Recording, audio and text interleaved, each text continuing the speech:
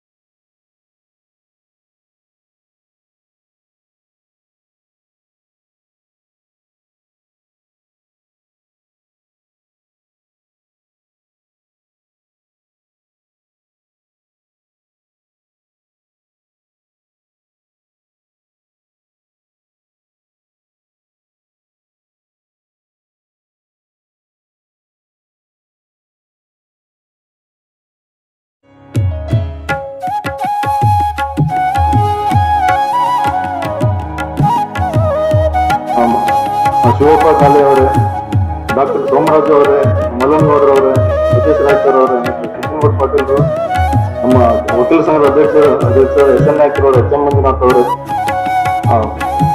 ಇವತ್ತು ನಾವು ಅಂದ್ರೆ ನವೆಂಬರ್ 14 ಅಂದು ಯಾವಾಗಲೂ ಪ್ರತಿ ವರ್ಷ ನಾವು ಡಯಾಬಿಟಿಸ್ ವರ್ಲ್ಡ್ ಡಯಾಬಿಟಿಸ್ ಡೇ ಅಂತೇಳಿ ಆಚರಣೆ ಮಾಡ್ತೇವೆ. ನಿಮ್ಗೆಲ್ರಿಗೂ ಗೊತ್ತಿರ್ಬೋದು ಅದನ್ನೇ ಆಯ್ಕೆ ಮಾಡ್ಕೊಂಡು ಅದೇ ದಿನವನ್ನು ಆಯ್ಕೆ ಮಾಡ್ಕೊಂಡು ಕಾರಣ ಅಂತ ಹೇಳಿದ್ರೆ ಅವತ್ತು ಸರ್ ಫ್ರೆಡ್ರಿಕ್ ಬಾಂಟಿಂಗ್ ಅವರು ಹುಟ್ಟಿದಂತ ದಿನ. ಅವರು ನವೆಂಬರ್ 14, 1891 ಕೆನಡಾದಲ್ಲಿ ಹುಡ್ತಾರೆ ಅವರು. ಹಾಗಾಗಿ ಅವರು ಇನ್ಸುಲಿನ್ ಅನ್ನ 1921 ಕಂಡುಹಿಡಿತಾರೆ ಮತ್ತು 1923 ಅಲ್ಲಿ ಅವರಿಗೆ ನೊಬೆಲ್ ಪ್ರೈಸ್ ಪ್ರಶಸ್ತಿ ದೊರಕುತ್ತೆ. ಹಾಗಾಗಿ ಅವರ ಹುಟ್ಟಿದ ದಿನವನ್ನ ನಮ್ಮ ವಿಶ್ವ ಆರೋಗ್ಯ ಸಂಸ್ಥೆಯವರು ಮತ್ತು ಅಂತಾರಾಷ್ಟ್ರೀಯ ಮಧುಮೇಹ ಫೆಡರೇಷನ್ ಅವರ ಸಂಯುಕ್ತ ಆಚರಣೆಯಲ್ಲಿ ಅವರು ಸಂಯುಕ್ತವಾಗಿ 1991 ಆಚರಣೆ ಮಾಡ್ಕೊಂತ ಬಂದ್ರು. ಅದ್ರ ಪ್ರಕಾರ ಪ್ರತಿ ವರ್ಷ ನವೆಂಬರ್ 14 ಆಚರಣೆ ವಿಶ್ವ ಮಧುಮೇಹ ದಿನ ಆಚರಣೆ ಮಾಡ್ಕೊಂಡು ಬರ್ತಾ ಇದ್ದೇವೆ. ಅದೇ ರೀತಿ ನಿಮ್ಗೆ ನೀವು ಗೊತ್ತಿರ್ಬೋದು diabetes word is not English original term. Diabetes ಅನ್ನೋದು ಇಂಗ್ಲಿಷ್ ಒರಿಜಿನಲ್ ಟರ್ಮ್ ಅಲ್ಲ, ಅದು Greek original term. Greek word ಇಂದ ಬಂದಿದೆ. ಗ್ರೀಕ್ ವರ್ಡ್ ಡಯಾಬೇನೋ ಅಂತೇಳಿ ವರ್ಡ್ ಇಂದ ಬಂದಿದೆ. ಅದ್ರ ಸುಮಾರು ಒಂದು 2200 ವರ್ಷಗಳ ಹಿಂದೆ ಡಯಾಬೇನೋ ಅನ್ನುವ ಗ್ರೀಕ್ ವರ್ಡ್ ಇಂದ ಡಯಾಬಿಟಿಸ್ ಅಂತೇಳಿ ವರ್ಡ್ ಇಂಗ್ಲಿಷ್ ಅಲ್ಲಿ ಈಗ ಬಂದಿದೆ. ಈಗ ನೀವು ಈಗ ಮೈಸೂರಲ್ಲಿ ಮೊದಲು ಮೈಸೂರು ಅಂತ ಕರೀತಾರೆ. Mysuru town of Mahishasura. ಅದೇ ರೀತಿ ಈಗ ಅದು ಮೈಸೂರು ಅಂತ ಹೇಳಿದ್ರೆ ಮೈಸೂರು ಅಂತ ಹೇಳ್ತಾರೆ. ಅದೇ ರೀತಿ ಮೊದಲು ಗ್ರೀಕ್ ಟರ್ಮ್ ಅಲ್ಲಿ ಡಯಾಬೇನೋ ಅಂತೇಳಿ ಕರಿತಿದ್ರು. ಅದೇ ಕಾಲಕ್ರಮೇಣ ಬಂದು ಡಯಾಬಿಟಿಸ್ ಅಂತೇಳಿ ಆಯ್ತದೆ. ಆ ರೀತಿ ಬಂದಿದೆ.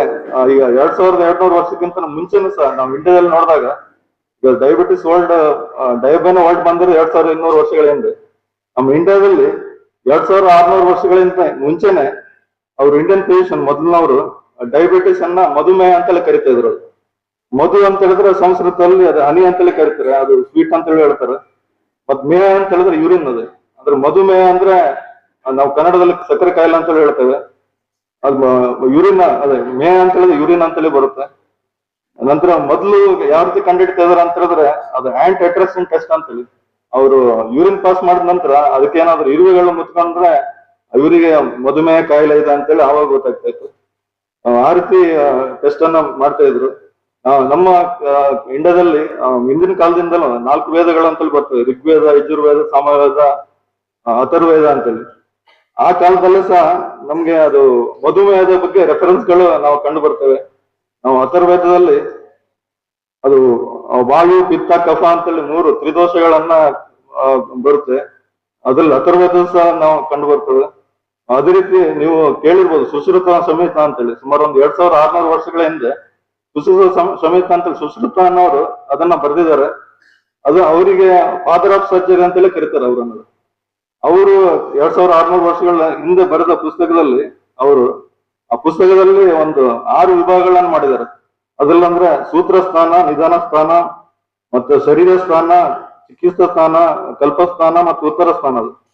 ಈ ಇದರಲ್ಲಿ ಅವರ 2ನೇ ವಿಭಾಗದ ನಿಧಾನ ಸ್ಥಾನದ 6ನೇ ಅಧ್ಯಾಯದಲ್ಲಿ ಅವರು ಪ್ರಮೇಯ ನಿಧಾನಂ ಅಂದ್ರೆ ಡಯಾಬಿಟಿಸ್ ಬಗ್ಗೆ ಅವ್ರು ಹೇಳಿದ್ದಾರೆ ಆ ಚಾಪ್ಟರ್ ಅಲ್ಲಿ. ಮತ್ತೆ ಅದೇ ರೀತಿ 4ನೇ ವಿಭಾಗ ಸಂಸ್ಥೆ ಚಿಕಿತ್ಸಾ ಸ್ಥಾನದಲ್ಲಿ ಮಧುಮೇಹಕ್ಕೆ ಯಾವ ರೀತಿ ಚಿಕಿತ್ಸೆಯನ್ನು ನೀಡಬಹುದು ಅನ್ನೋ ಬಗ್ಗೆ ಅದ್ರ ಬಗ್ಗೆ ವಿವರ ನಾವು ಕಂಡು ಬರ್ತೇವೆ. ಅದೇ ರೀತಿ ನಾವು ನಿಧಾನ ಸ್ಥಾನದ 6ನೇ ಅಧ್ಯಾಯದಲ್ಲಿ ಅದರಲ್ಲೊಂದು ಶ್ಲೋಕ ಇದೆ. ಅದರಲ್ಲಿ ಸರ್ವೇಪಿ ಮಧುಮೇಹಸ್ತು ಜಯಂತೆ ಕಾಲ ಪರ್ಯತ್ ನಿಧಾನ ಅರ್ಥ ಕರೆಶ್ಚೈವ ದೋಸೈರಬಿ ಭವಂತಿ ಚ ಅಂತೇಳಿ. ಅಂದ್ರೆ ಇಂಗ್ಲಿಷ್ ಟ್ರಾನ್ಸ್ಲೇಷನ್ ವರ್ಡ್ ಯಾವ ರೀತಿ ಬರುತ್ತೆ ಅಂತ ಹೇಳಿದ್ರೆ ಆಲ್ ಟೈಪ್ಸ್ ಆಫ್ ಪ್ರಮೇಹ urinary disorders if not treated properly over time transparent to ಮಧುಮೇಹ. ಅಂದ್ರೆ ನಮ್ಮ ಯುರಿನರಿ ಡಿಸಾರ್ಡರ್ಸ್ ಏನಿರುತ್ತೆ ನಾವು ಸರಿಯಾಗಿ ಟ್ರೀಟ್ಮೆಂಟ್ ಮಾಡದಾಗಿದ್ರೆ that will turn into ಮಧುಮೇಹ ಅಂತೇಳಿ ಅದರಲ್ಲಿ ಆ ಶ್ಲೋಕದಲ್ಲಿ ಹೇಳಿದ್ದಾರೆ.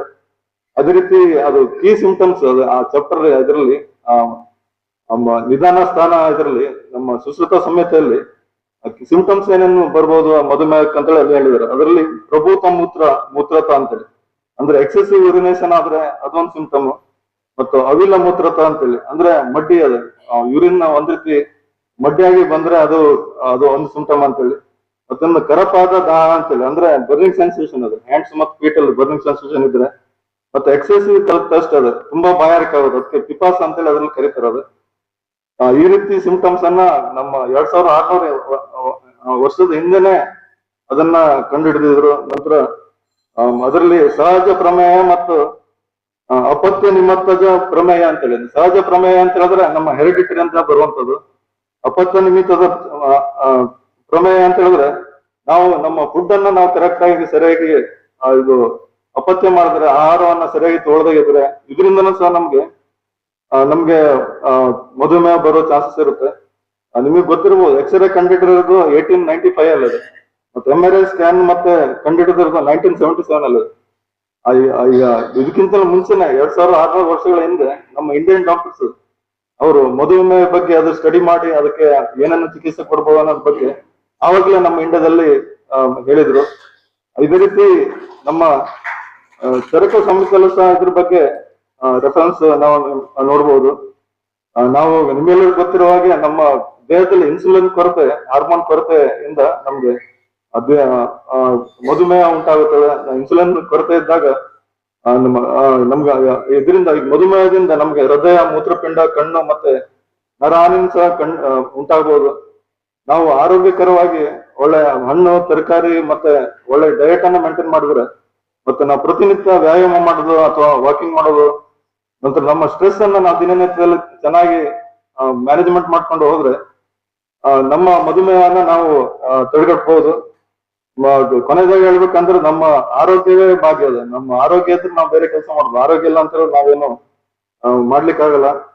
ನಮ್ಮ ಗಂಗಾವತಿ ಮಟ್ಟಕ್ಕೆ ಹೇಳ್ಬೇಕಂತ ಹೇಳಿದ್ರೆ ನಮ್ಮ ಗಂಗಾವತಿಯಲ್ಲಿ ಎಲ್ಲ ಒಳ್ಳೊಳ್ಳೆ ಡಾಕ್ಟರ್ಸ್ ಎಲ್ಲ ಪ್ರತಿಯೊಬ್ಬರು ಇದ್ದಾರೆ. ನಾನು ಕೇಳಿದಾಗೆ ಬೇರೆ ಬೇರೆ ಜಿಲ್ಲೆಗಳಿಂದ ಸಹ ಡಾಕ್ಟರ್ಸ್ ಬರ್ತಾರೆ. ನೀವು ರಾಮಾಯಣದಲ್ಲಿ ಒಂದು ಪ್ರಸಂಗ ನೋಡ್ಬೋದು. ಅದರಲ್ಲಿ ಅವರು ರಾವಣನ ಮಗ ಇಂದ್ರಜಿತ್ ಅವ್ರು ಲಕ್ಷ್ಮಣನಿಗೆ ಒಂದು ಬಾಣ ಹೊಡೆದು ಅದ್ರಲ್ಲಿ ಸರ್ಪಾಸ್ತ್ರ ಬಿಟ್ಟಾಗ ಅವನ ಲಕ್ಷ್ಮಣ ತಲೆ ತಿರುಗಿ ಅದು ಅವ್ರು ಬೀಳ್ತಾರದು, ಅವ್ರ ಎಚ್ಚರ ತಪ್ಪಿದ ಅನ್ಕಾನ್ಸಿಯಸ್ ಆಗ್ತಿರೋದು. ಆವಾಗ ನಮ್ಮ ಕಿಷ್ಕಿಂದ ಹನುಮಾನ ಅವರು ಸಂಜೀವಿನಿ ತಗೊಂಡು ಬಂದು ಅವರನ್ನ ಬದುಕಿಸ್ತಾರದು. ಅದೇ ರೀತಿ ನಮ್ಮ ಗಂಗಾವತಿಗೆ ಈ ಕಿಷ್ಕಿಂಧ ಭಾಗದಲ್ಲಿ ಯಾರೇ ಪೇಷಂಟ್ಸ್ ಬರ್ಲಿ, ಯಾವ್ದೇ ರೋಗ ಬರ್ಲಿ, ಡಾಕ್ಟರ್ಸ್ ಅವರಿಗೆ ಏನೇನು ಪ್ರಾಬ್ಲಮ್ ಇದೆ, ಏನೇನು ಸಮಸ್ಯೆ ಇದೆ ಅಂತೇಳಿ ಕಂಡು ಹಿಡಿದು ಒಳ್ಳೆ ಮೆಡಿಸಿನ್ ಅನ್ನ ಅವರು ಕೊಡ್ತಾರೆ. ಅವರ ಸೇವೆ ನಿರಂತರವಾಗಿ ಇದೇ ರೀತಿ ಸಾಗ್ಲಿ ಅಂತ ಹೇಳ್ತಾ, ಮತ್ತೆ ಇವರು ಲಯನ್ಸ್ ಕ್ಲಬ್ ಅವರು ಒಳ್ಳೊಳ್ಳೆ ಕೆಲಸನ ಮಾಡ್ತಾ ಇದ್ದಾರೆ. ಈಗ ವೈದ್ಯರದ್ದು ಗಂಗಾವತಿ ಡ್ರೀಮ್ ಅಂತ ಹೇಳಿದ್ರೆ ಒಂದು ಮೆಡಿಕಲ್ ಕಾಲೇಜ್ ಆಗ್ಬೇಕು ಅಂತ ಹೇಳಿ ಅವರ ಡ್ರೀಮ್ ಇದೆ. ಹಾಗೆ ಬೇಗ ಗಂಗಾವತಿಲಿ ಒಂದು ಮೆಡಿಕಲ್ ಕಾಲೇಜ್ ಆಗಲಿ ಅಂತ ಹೇಳ್ತಾ ನನ್ನ ಒಂದೆರಡು ಮಾತನ್ನು ಮುಗಿಸ್ತೀನಿ. ಆರೋಗ್ಯದ ಕುರಿತು ಬಹಳ ಕಾಳಜಿಯನ್ನು ಹೊಂದಿರತಕ್ಕಂತ ಅಂದ್ರೆ KMC ಅಂತ ನಾವೇನು ಹೇಳ್ತೀವಿ, ಗವರ್ಮೆಂಟ್ ಕಾಲೇಜ್, ಅದಕ್ಕೆ ಗವರ್ನಿಂಗ್ ಕೌನ್ಸಿಲ್ ಮೆಂಬರ್ ಆಗಿದ್ರು ಸರಿ. ಅವರಿಗೆ ಸಾಕಷ್ಟು ಅವಾರ್ಡ್ಗಳು ಬಂದಿದ್ದಾವೆ. ಅದರಲ್ಲಿ ಮುಖ್ಯವಾಗಿ ಇಂಟರ್ನ್ಯಾಷನಲ್ ಕಾರ್ಡಿಯೋವಾಸ್ಕ್ಯುಲರ್ ಕಾನ್ಫರೆನ್ಸ್ ಅಲ್ಲಿ ಬೆಸ್ಟ್ ಸ್ಪೀಕರ್ ಅವಾರ್ಡ್ ಅಂತ ಕೊಟ್ಟಿದ್ದಾರೆ ನೇಪಾಳದಲ್ಲಿ.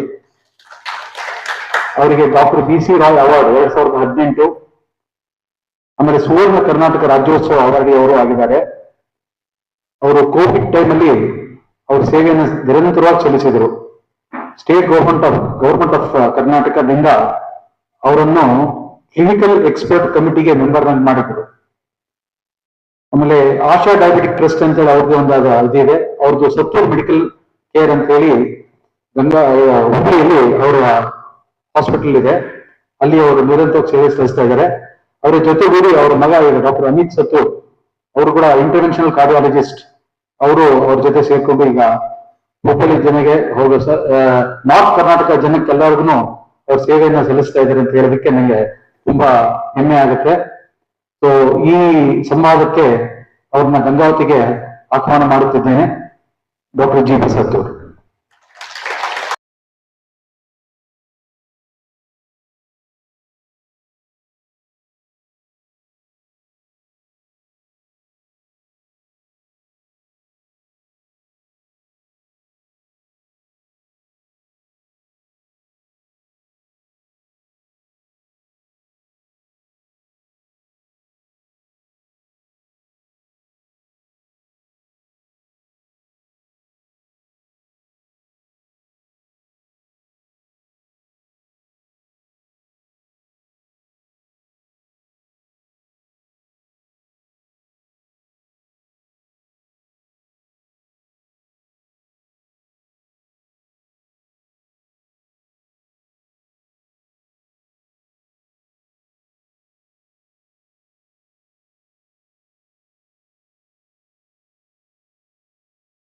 ಇಂಗ್ಲಿಷ್ನಾಗ ಕಾನ್ವರ್ಸ್ ಮಾಡಿ ಮಾಡಿ ಮಾಡಿ ಸ್ಟೇಜ್ ಮೇಲೆ ಪೇಷಂಟ್ ಜೋಡಿ ಅಷ್ಟ ಕನ್ನಡ. ಬಟ್ ಈಗ ಪೇಷಂಟ್ ಭಾಳ ಶಾಣೆ ಆಗ್ಯಾರ. ಈಗ ರೀಸೆಂಟ್ಲಿ ಸಿದ್ದವ್ವ ಅಂತ ಹೇಳಿ ನವಲಗುಂದ ಒಂದು ಪೇಷಂಟ್ ಬಂದಿತ್ತು, ಡಯಾಬಿಟಿಸ್ ಪೇಷಂಟ್, 15 ವರ್ಷದಿಂದ. ಎಲ್ಲ ಚೆಕ್ ಮಾಡಿದ್ಮೇಲೆ ಭಾಳ ಆರಾಮಾಯ್ತಮ್ಮಾರ, ಮತ್ತೊಂದು 6 ತಿಂಗಳ ನಂತರ ನೀವು ಬರ್ರಿ ಅಂದೆ. ಹೌದು ಯಪ್ಪ, ಕಿಡ್ನಿ ಹೆಂಗೈತೆ ಹೇಳ ನಂದ. ತಲೆಗೆಂಬು ಹಿಂದೆ ಗೌಡ್ರ ನೆನಪದಾರ ಇಲ್ಲ ನೀವು, ದೊಡ್ಡ ತಲೆಗೆಂಬು ಇರ್ತೈತೆ, ಆರಾಮ್ ಕುಂದಿರ್ತಿದ್ರು ಕಟ್ಟಿ ಮ್ಯಾಗ. ನಮ್ಮಂತವ್ರು ಯಾರ ಹೋದ್ರ ಬಸ್ ಚಾ ತಗೊಂಬಾರಲ್ಲ ಸಾಹೇಬ್ರಿಗೆ, ಆನಂದ ನೀವು ಕುಂತ ಆರಾಮರು. So that's time will not do. So read the label, that's what is important. Exercise benefit ನೋಡ್ರಿ ಎಷ್ಟು. ಎಕ್ಸಸೈಸ್ ನಿಮ್ಮದು ಡಯಾಬಿಟಿಸ್ ರೇಷಿಯೋ 30% ಕಡಿಮೆ. ಬಟ್ ಇದೇನು ಗೊತ್ತಿಲ್ಲ, ಇನ್ನು 50% ಫಾಲೋ ಮಾಡ್ತೀವಿ. ನಾವು ಆ ಪುಡಿ ತಗೊಂಡ್ರಿ, ಈ ಗಿಡ ತಗೊಂಡ್ರಿ, ಸಹಾಯ ಕೆಲವು ನಮ್ಮ ಗೆಳೆಯರನ್ನು ತಗೊಂಡು ಸತ್ಸ ಹೋಗಿದ್ದಾರೆ, ಕೆಲವರು ಅನುಕೂಲ ಆಗಿದೆ, ಕೆಲವರು ಚೆನ್ನಾಗಿದೆ.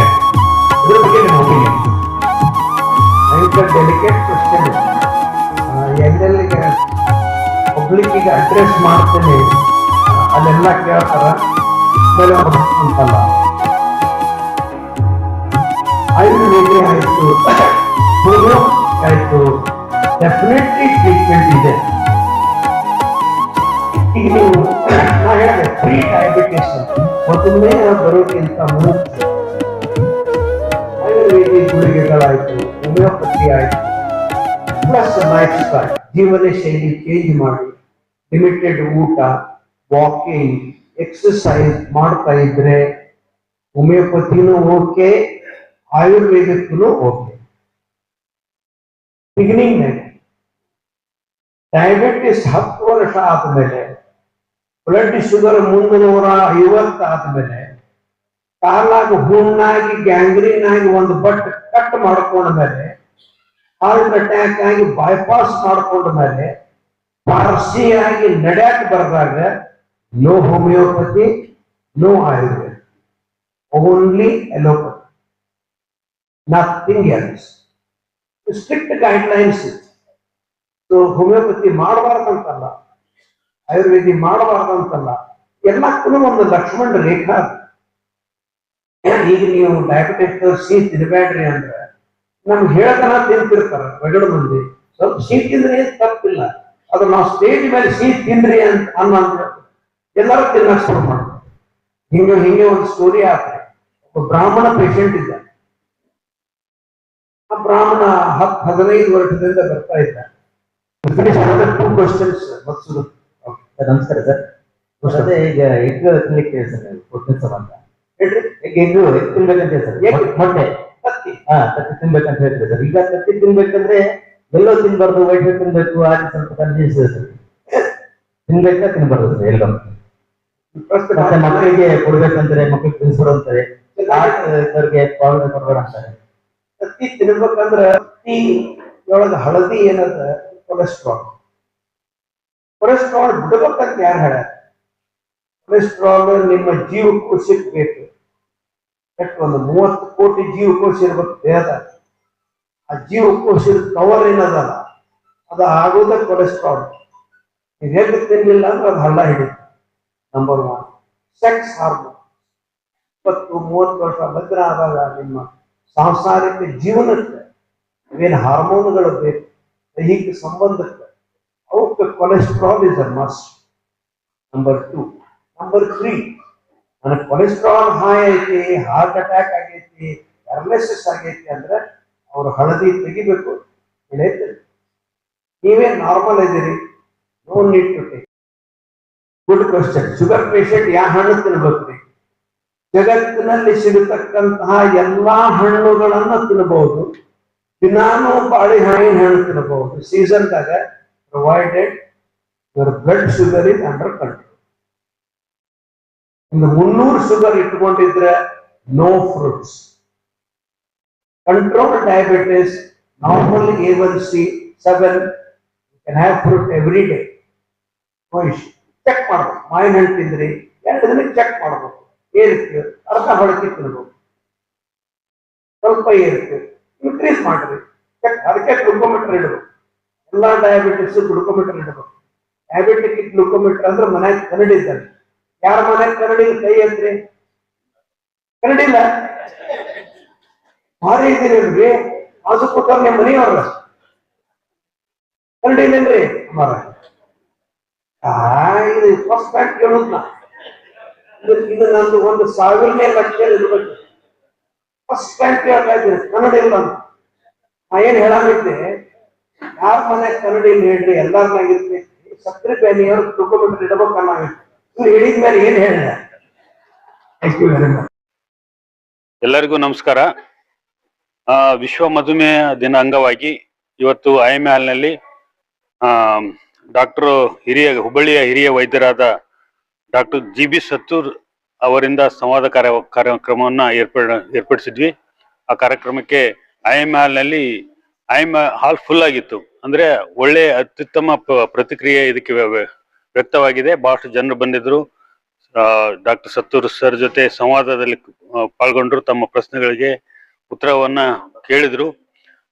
ಈ ಕಾರ್ಯಕ್ರಮಕ್ಕೆ ನಮ್ಮ ಜಿಲ್ಲಾ ಸತ್ರ ನ್ಯಾಯಾಧೀಶರು, ಹೆಚ್ಚುವರಿ ನ್ಯಾಯಾಧೀಶರಾದ ಡಾಕ್ಟರ್ ಗೌರವಾನ್ವಿತ ನ್ಯಾಯಾಧೀಶರಾದ ಸದಾನಂದ ನಾಯಕ್ ಅವರು ಬಂದು ಕಾರ್ಯಕ್ರಮ ಉದ್ಘಾಟನೆ ಮಾಡಿ ಈ ಕಾರ್ಯಕ್ರಮ ಯಶಸ್ವಿಗೊಳಿಸಿದ್ದಾರೆ. ಹಾಗೂ ಡಾಕ್ಟರ್ ಸತ್ತೂರ್ ಸರ್ ಅವರು ಬಂದಿದ್ರು. ಹಿರಿಯ ವೈದ್ಯರಾದ ಡಾಕ್ಟರ್ ಸೋಮರಾಜ್ ಸರ್, ಹಿರಿಯ ವಕೀಲರಾದ ನಮ್ಮ ಸಿದ್ದನೂರು ವಕೀಲರು, ಹಾಗೂ ನಮ್ಮ ವಕೀಲ ಸಂಘದ ಅಧ್ಯಕ್ಷರು, ಕಾರ್ಯದರ್ಶಿಗಳು, ಆಯುಷ್ಯ ಸಂಘದ ಅಧ್ಯಕ್ಷರು, ಕಾರ್ಯದರ್ಶಿಗಳು, ಕಟ್ಟಡ ಕಾರ್ಮಿಕರ ಸಂಘದ ಪದಾಧಿಕಾರಿಗಳು, ಸದಸ್ಯರು ಮತ್ತು ಬೇರೆ ಬೇರೆ ಎಲ್ಲ ಕನ್ನಡ ಪರ ಹೋರಾಟಗಾರ ಸಂಘದವರು, ಲಯನ್ಸ್ ಕ್ಲಬ್, ರೋಟರಿ ಕ್ಲಬ್ ಎಲ್ಲ ಸದಸ್ಯರು ಈ ಕಾರ್ಯಕ್ರಮದಲ್ಲಿ ಭಾಗವಹಿಸಿದ್ರು. ಮತ್ತು ಈ ಕಾರ್ಯಕ್ರಮ ಅತ್ಯಂತ ಯಶಸ್ವಿಯಾಗಿದೆ. ಈ ಕಾರ್ಯಕ್ರಮದಲ್ಲಿ ಭಾಗವಹಿಸಿದ ಎಲ್ಲರಿಗೂ ಧನ್ಯವಾದ ಹೇಳ್ತಾ ನನ್ನ ಮಾತು ನಮಸ್ಕಾರಗಳು. ಇವತ್ತಿನ ಮಧುಮೇಹ ಅವೇರ್ನೆಸ್ ಪ್ರೋಗ್ರಾಮಕ್ಕೆ ನಮ್ಮ ಮಾನ್ಯ ಜಡ್ಜುಗಳಾದ ಸದಾನಂದ ನಾಯಕರವರು ಉಪಸ್ಥಿತರಿದ್ದು ಈ ಕಾರ್ಯಕ್ರಮವನ್ನು ನಡೆಸಿಕೊಟ್ಟದಕ್ಕೆ ನಮ್ಮ IMA ಮತ್ತು ಲಯನ್ಸ್ ಪರವಾಗಿ ಧನ್ಯವಾದಗಳನ್ನು ಹೇಳಲಿಕ್ಕೆ ಇಷ್ಟಪಡ್ತೀನಿ. ಅದೇ ರೀತಿ ಗಂಗಾವತಿಯ ಖ್ಯಾತ ವೈದ್ಯರಾದ ಡಾಕ್ಟರ್ SG ಸತ್ತೂರ್ ಅವರು ಭಾಗವಹಿಸಿ ಎಲ್ಲರಿಗೂ ಉಪನ್ಯಾಸ ನೀಡಿದಿರತಕ್ಕಂಥ ಮಧುಮೇಹದ ಬಗ್ಗೆ ತಿಳುವಳಿಕೆ ಕೊಟ್ಟು ಯಾವ ರೀತಿ ಆರೋಗ್ಯವನ್ನು ಕಾಪಾಡ್ಕೊಳ್ಬೇಕು, ಶುಗರ್ನ ಯಾವ ತರ ಟೆಸ್ಟ್ ಮಾಡಿಸ್ಬೇಕು, ರೆಗ್ಯುಲರ್ ಆಗಿ ವ್ಯಾಯಾಮ ಯಾವ ತರ ಮಾಡಬೇಕು, ಊಟದ ಪದ್ಧತಿಯಲ್ಲಿ ಯಾವ ತರ ಬದಲಾವಣೆ ತಂದ್ಕೋಬೇಕು ಅಂತ ಹೇಳಿ ಎಲ್ಲ ನೆರೆದಿರ್ತಕ್ಕಂಥ ಸಾರ್ವಜನಿಕರಿಗೆ ತಿಳುವಳಿಕೆ ಕೊಟ್ಟು ಈ ಸಮಾರಂಭವನ್ನು ಯಶಸ್ವಿಗೊಳಿಸಿದ್ದಾರೆ. ಅವರಿಗೆ ನಮ್ಮ ಲಯನ್ ಮತ್ತು IMA ಪರವಾಗಿ ತುಂಬಾ ಹೃದಯ ಕೃತಜ್ಞತೆಗಳನ್ನು ಸಲ್ಲಿಸಕ್ಕೆ ಇಷ್ಟಪಡ್ತೀನಿ. ವೈದ್ಯರಾದ ಹುಬ್ಬಳ್ಳಿಯ ಖ್ಯಾತ ವೈದ್ಯರಾದ SB ಸತ್ತೂರ್ ಅವರು 78 ವರ್ಷ ವಯಸ್ಸು ಆಗಿದ್ದರೂ ಕೂಡ ಇವತ್ತಿನ ಸಮಾರಂಭಕ್ಕೆ ಬಂದು ಉಪನ್ಯಾಸವನ್ನು ನೀಡಿ ಎಲ್ಲರಿಗೆ ಮಾರ್ಗದರ್ಶನ ನೀಡಿ ಗೌರವಾನ್ವಿತವಾಗಿ ಯಾವ ತರ ಜೀವನ ಶೈಲಿಯನ್ನು ಅಳವಡಿಸ್ಬೇಕು, ಯಾವ ತರ ಊಟವನ್ನು ಪದ್ಧತಿಯಲ್ಲಿ ಬದಲಾವಣೆ ತಂದ್ಕೋಬೇಕು, ಯಾವ ತರ ನಾವು ತಿಂಗಳ ಪರೀಕ್ಷೆಗಳನ್ನು ಮಾಡಿಕೊಂಡು ಆರೋಗ್ಯದ ಕಡೆ ಗಮನ ಕೊಟ್ಟು ಟ್ರೀಟ್ಮೆಂಟ್ ತಗೋಬೇಕು, ಯಾವ ತರ ಸಂದರ್ಶನವನ್ನು ವಿಚಾರ ಮಾಡಬೇಕು ಡಾಕ್ಟರ್ ಹತ್ರ ಹೋಗಿ ಎಂಬ ಮಾಹಿತಿಯನ್ನು ಪೂರಾ ವಿಸ್ತಾರವಾಗಿ ಕೊಟ್ಟಿರ್ತಕ್ಕಂಥ ಡಾಕ್ಟರ್ ಸತ್ತೂರ್ ಅವರಿಗೆ ನಮ್ಮ IMA ಮತ್ತು ಲಯನ್ಸ್ ಪರವಾಗಿ ತುಂಬಾ ಹೃದಯಗಳ ವಂದನೆಗಳು.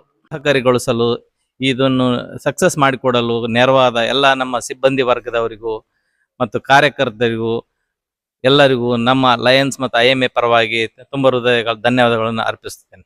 ಸಮಾರಂಭವನ್ನು ಆಯೋಜಿಸಲು ಎಲ್ಲ ಲಯನ್ಸ್ ಮತ್ತು IMA ಸದಸ್ಯರುಗಳು ಸಹಕಾರ ಪ್ರೋತ್ಸಾಹವನ್ನು ನೀಡಿ ಇದನ್ನು ಯಶಸ್ವಿಗೊಳಿಸಲು ಸಹಕಾರಿಯಾದ ಎಲ್ಲರಿಗೂ ನನ್ನ IMA ಮತ್ತು ಲಯನ್ಸ್ ಪರವಾಗಿ ಮತ್ತೊಮ್ಮೆ ಎಲ್ಲರಿಗೂ ವಂದನೆಗಳನ್ನು ಅರ್ಪಿಸುವ ಮುಖ್ಯ ಉದ್ದೇಶ ಮಧುಮೇಹದ ಬಗ್ಗೆ